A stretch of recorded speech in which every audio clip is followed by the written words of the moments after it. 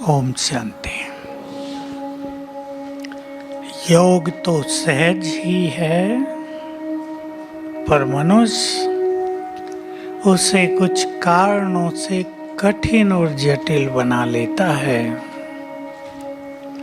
योग के महत्व को यदि हम ठीक से समझ लेते हैं तो इस सब्जेक्ट पर बहुत ध्यान देंगे। किसी भी चीज की वैल्यू का ठीक ठीक पता हो तो सब पे ध्यान दिया जाता है ना। वैल्यू पता है, हमारे घर में एक छोटी सी भी चीज है, सुई भी है, समय पर जब उसकी जरूरत पड़ती है तो और कुछ काम नहीं आता, सुई चाहिए तो संभाल के रखी जाती है। योग की वैल्यू मुरलियों में सब आता है। योग जीवन की यात्रा को आसान करता है, स्वतः ही समस्याओं को नष्ट कर देता है। योगी आत्माएं बाबा को बहुत आकर्षित करती हैं, उसका ध्यान रहता है योगियों की तरफ। योगी जन संसार के लिए श्रृंगार हैं।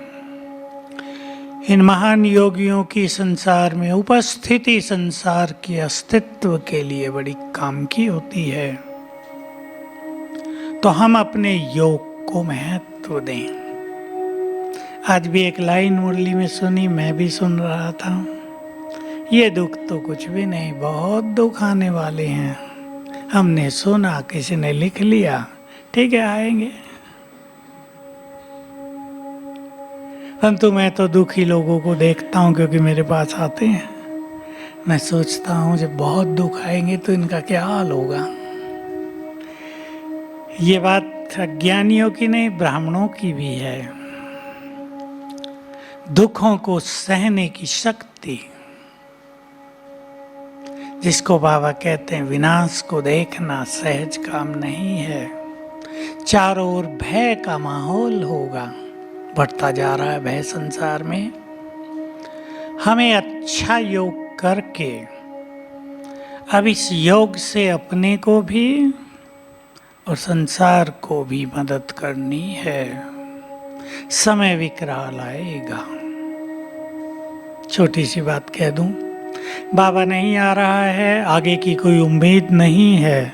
अनेक ब्राह्मण सब बड़े छोटे सोचते हैं क्या होगा, बाबा आएगा या नहीं। मैं सीधा कह देता हूं नहीं आएगा। लोगों को खराब भी लगता है, ऐसा क्यों बोलते हो आप। मैंने कहा मुझे पता है ना वो नहीं आएगा, क्योंकि वो 50 साल बहुत आया है। उसने जो कुछ हमें दिया है उसके लिए शब्द नहीं, अतुलनीय भी छोटी बात। अनंत ज्ञान का भंडार। अब वो चाहता है सभी बच्चे उसका स्वरूप बन जाओ। संसार को देने का समय आ रहा है। बाबा आके क्या करेगा, आता रहा, लोग मिलते रहे, छोड़ के भी जाते रहे। हमने लाखों को जाते हुए देखा है, भगवान से 10-10 बार मिल के छोड़ के जा रहे हैं। अब बाबा भी सोचता होगा मेरे आने से काम नहीं चल रहा, अब कुछ और करना पड़ेगा। तो गॉड्स प्लान कुछ और है युग को बदलने की। बदलना तो उसको है।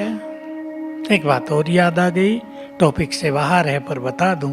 कोई डॉक्टर कहीं का बहुत ज्यादा प्रचार कर रहा, श्री कृष्ण ने जन्म ले लिया और 15 साल का हो भी गया। गलत है साहब। क्यों गलत है बताओ। बाबा की मुरलियों में सब आता है, श्री कृष्ण जब जन्म लेगा तो क्या होगा। बहुत थोड़े लोग बचेंगे।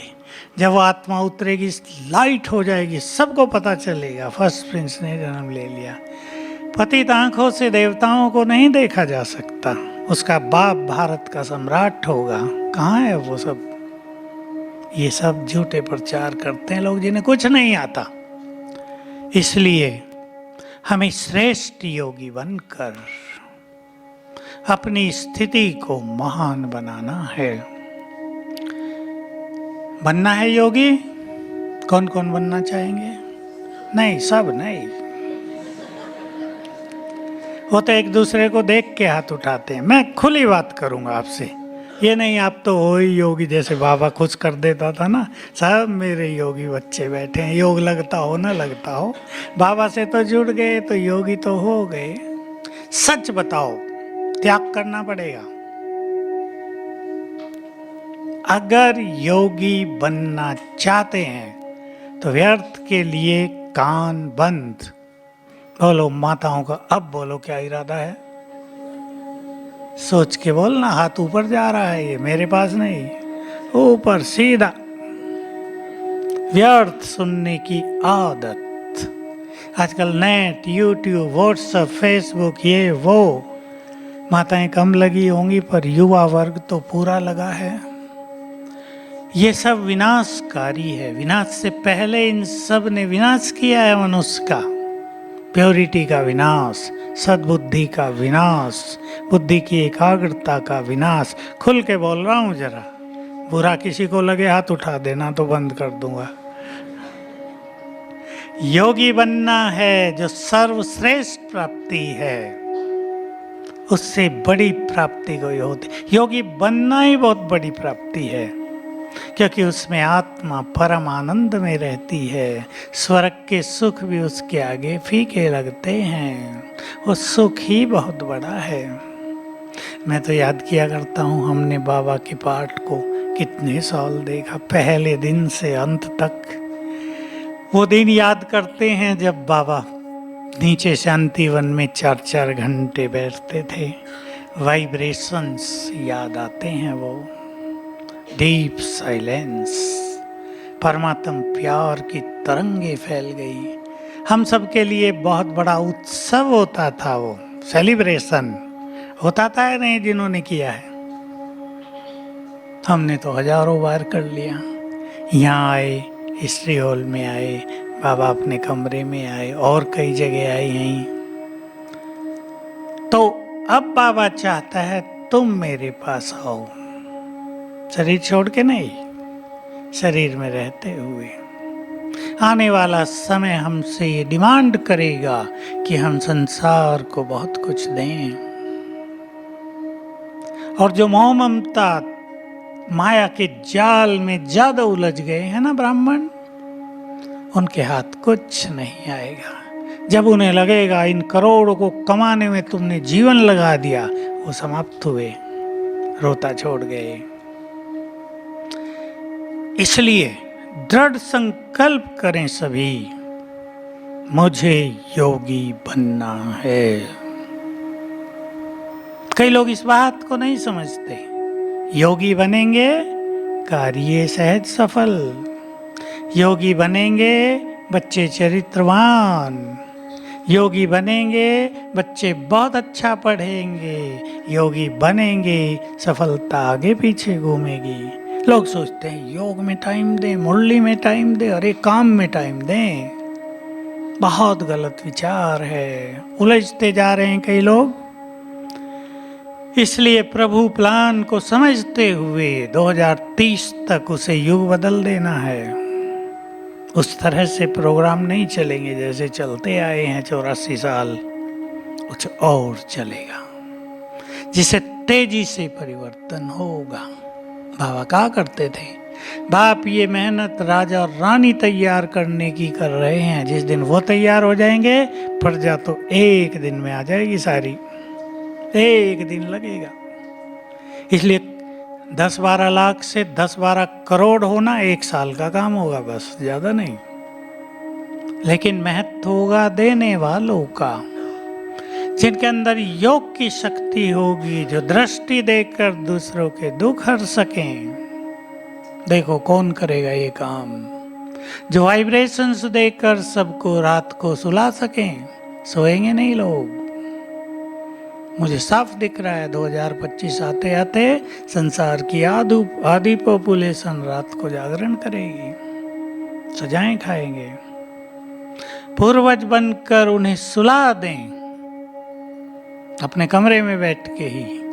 ऐसी योगी आत्माओं की बाबा को जरूरत है कि वो भी तो उसे याद करेंगे ना जग के, हे भगवान मैंने क्या पाप किए, नींद नहीं आ रही है। बाबा हमें कहेगा अब इन्हें सुलाओ। बच्चे रो रहे हो, दो पति जग गया हो, पति माँ को पत्नी को उठाएगा, सुलाओ इन्हें जाके। करते हैं या नहीं घरों में? बाबा भी हमें जगाएगा, नहीं तो हमें भी सोने नहीं देंगे वो। अब इन्हें सुलाओ फिर सोना। तो योगी आत्माओं का ही महत्व होगा। अगला संगम युग, अगला माना जो आगे अब आ रहा है समय, ये योगियों का होगा। इसलिए बाबा की मुरली में एक बहुत अच्छी बात आती है, स्वार्थ और कामनाओं को छोड़ दो, निष्काम हो जाओ। जिनको योगी बनना है, निष्काम। आज के स्लोगन में भी है, मेरा कुछ भी नहीं। ये स्थिति है योगियों की। तब अनुभूति होगी बाबा मेरा है। अगर मेरा यहाँ सब कुछ है तो बाबा मेरा नहीं, सीधा हिसाब है। मेरा कुछ भी नहीं तो बाबा मेरा है। उस पे अधिकार, उसके वरदानों पे अधिकार, उसकी शक्तियों पे अधिकार, उसकी शांति पे अनुभव होने लगेगा। तो 3 चीजों की बहुत अच्छी प्रैक्टिस करेंगे जिनको योगी बनना है। आत्मिक अभ्यास, बिल्कुल मैं चमकती हुई मस्तक मणि हूं। दूसरा, आत्मिक दृष्टि। एकाग्रता को बढ़ाने में सबसे बड़ा काम करती है आत्मिक दृष्टि। और मैं आत्मा हूं, आत्माभिमानी स्थिति। मुरली में अभी आया 4-5 दिन पहले। मन बहुत भटकता है, आत्माभिमानी होने का अभ्यास करो, मन का भटकना बंद हो जाएगा। साकार मुरलियों में गहरी बातें आती हैं, अति गहरी। तीसरा अभ्यास, श्रेष्ठ स्वमान का, एकाग्रता बढ़ जाएगी। ये 3 अभ्यास, ये 3 पिलर हैं पहले। और चौथा पिलर है ज्ञान का बल, जिसके आधार से हम बुद्धि को स्थिर करें, निश्चिंत करें, बेफिक्र बादशाह बने। इधर उधर से हमारी बुद्धि हटाएं हम ज्ञान के द्वारा। तो ये 4 पिलर हैं जिनको योगी बनना हो। वो चित्रों वाले पिलर बाहर वालों के लिए, जो ज्ञान सुनने आते हैं, हम सुनाते हैं उनको।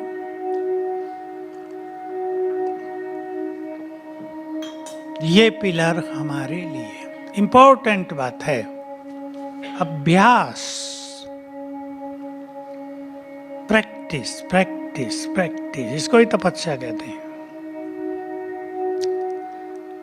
और भी सुन लें आप, मुझे जिन बातों ने बहुत अट्रैक्ट किया है जीवन में, तुम्हारी श्रेष्ठ साधना है बुद्धि को स्थिर करने की। ये हमारी श्रेष्ठ साधना है। बहनों को जगह दो, इधर आ जाओ, लास्ट वाले फास्ट आ जाओ, इधर आगे आ जाओ। बताओ माताओं को इधर आ जाएंगे। हमारी सर्वश्रेष्ठ साधना है बुद्धि को स्थिर करना। और बुद्धि स्थिर तब होती है, उदाहरण है, आजकल तो यूज नहीं होता, पहले घड़ों से मटकों से पानी लाया करती थी बहनें, 3-3 रख लेती थी। भरा होता तो छलकता नहीं था। भरी होगी बुद्धि ज्ञान रत्नों से तो स्थिर हो जाएगी। ज्ञान बहुत बड़ी चीज है। ज्ञान ने ही तो हमें यहाँ लाया। ज्ञान रोशनी है हमारे लिए, ज्ञान हमारे जीवन को सरल करता है। इसलिए ज्ञान की ऐसी पॉइंट सभी को अपने पास रखनी है। मैं ये बात बहुत कह रहा हूँ क्योंकि मैंने ये पूरा जीवन किया है।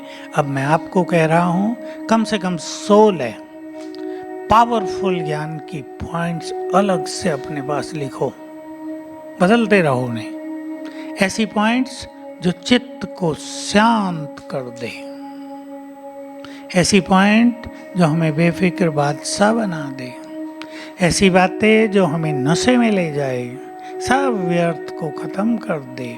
ऐसी बहुत सुंदर बातें साकार मुरलियों में अव्यक्त में आती हैं, उन पे सभी ध्यान दे। भाई माताएं तो आती रहेंगी, इधर को हो जाओ। हे बहनों, माताएं आती रहेंगी, गड़बड़ होती रहेगी। चलो एक एक लाइन इधर हो जाओ, एक उधर खाली कर दो, और भी आएंगे अभी, थोड़ा आगे भी हो जाओ।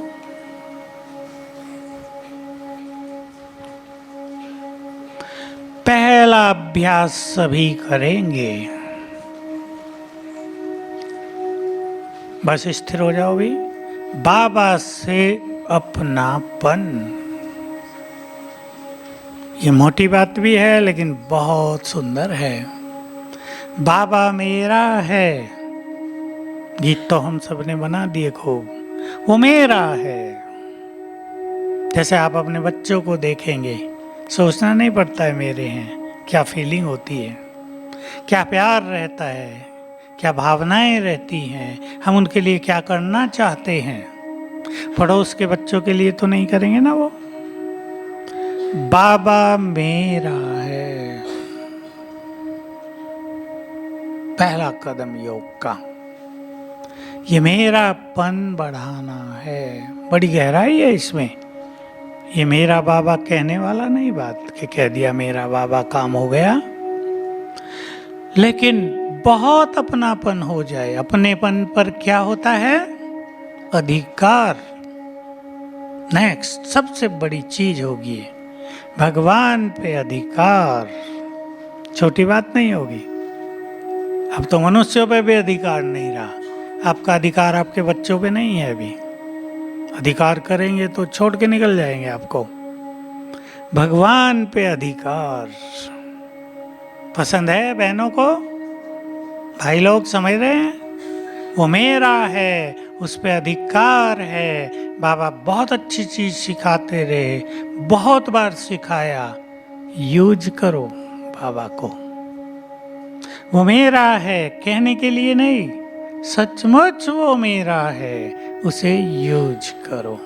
जैसे यहाँ संसार में यूज करते हैं ना, आपका कोई रिलेटिव मिनिस्टर बन जाए, यूज कर लेते हैं उसे, कहीं कट नहीं आ जाए, यूज करते हैं। भाई यहाँ दिक्कत है, हमें मदद चाहिए, मदद करो, करते हैं। बाबा भी पूरी तरह मदद करता है। मैं बाबा का एक महावाक्य याद दिला दूं जो वेल नोन है, पॉपुलर है, लेकिन उसकी लास्ट बात बहुत बाबा के बच्चे भूले रहते हैं।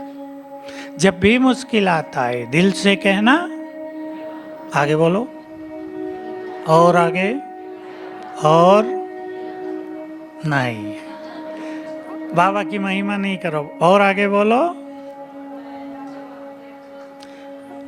कहो, क्या कहो? आ जाओ, मदद करो। इससे आगे की लाइन नहीं भूलना, वो भूली हुई है, वो शायद किसी को भी याद ना हो। जिसको याद हो बताओ। इसलिए बहुत अच्छा, बहुत बुद्धिमान है, खजाना है, होशियार हैं भाई। जीवन में ईश्वरीय बाबा सुख, भी परम बंधा शांति, हुआ है ये मदद बहुत करने बड़े के खजाने लिए। हैं। खुशी बहुत बड़ा खजाना है। इस बात को हम बुद्धि में और सबसे दिल बड़े में संभालो। धनवान हैं संसार हम में। मनुष्यों की है ओर या देखते हैं द्रौपदी की तरह। द्रौपदी का चीरहरण होने लगा, पांडवों की ओर देखा, भीष्म पितामह, गुरुजन, धृतराष्ट्र सब ने सिर झुकाए हुए थे। आखिर में याद आया श्री कृष्ण, आगे उलहना देने लगी, बहुत देर लगाते हो। कहावत है भगवान के लिए, देर लगाते हैं, देर तो नहीं पर देर बहुत है। श्री कृष्ण मुस्कुरा कर बोले, देर मैंने लगाई या तुमने? ये गड़बड़ सब करते हैं। पहले अपनों के पास जाएंगे, इधर उधर देखेंगे, फिर याद आएगा बाबा ने कहा हुआ ना मुझे बुलाओ, चलो बुला के देखते हैं। आ गया तो सो भला, ना आया तो ठीक है, परम धाम में राजी। डाउट रहता है।